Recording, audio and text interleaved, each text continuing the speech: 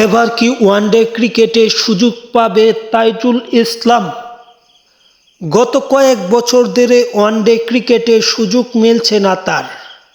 বর্তমানে বাংলাদেশের ওয়ানডে ক্রিকেটের স্পিনার হিসেবে অত্যন্ত বাজে বল করছে স্পিনাররা।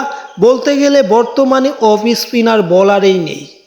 সেক্ষেত্রে তাইজুলের সুযোগটা হতেও পারে।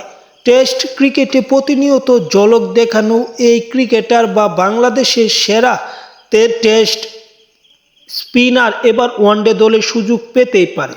কেননা তিনি যেই সময় ওয়ানডে দল থেকে বিদায় নিয়েছিল বা বাদ পড়েছিল, সেই সময় মূলত ওয়ানডে দলের অধিনায়ক ছিলেন তামিম ইকবাল খান। তামিম বাদ যাওয়ার পরবর্তীতে তাকে আর দলে বেরানো হয়নি। এবার ওয়ানডে দলের অধিনায়ক তামিম ইকবাল বিসিবির সভাপতি হয়েছে। সেই হিসেবে ওয়ানডে দলে তাকে একটি সুযোগ দিতেই পারে।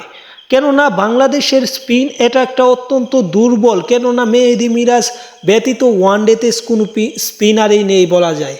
বলতে গেলে আপনারা তানভীর ইসলামের কথা বলতে পারেন, তিনি অত্যন্ত ভালো করছে তা বলা যাবে না, এবং তার প্রতিদ্বন্দ্বী কোনো বোলার না থাকলে হয়তো তিনি ভালো পারফর্ম করতে পারবেন না।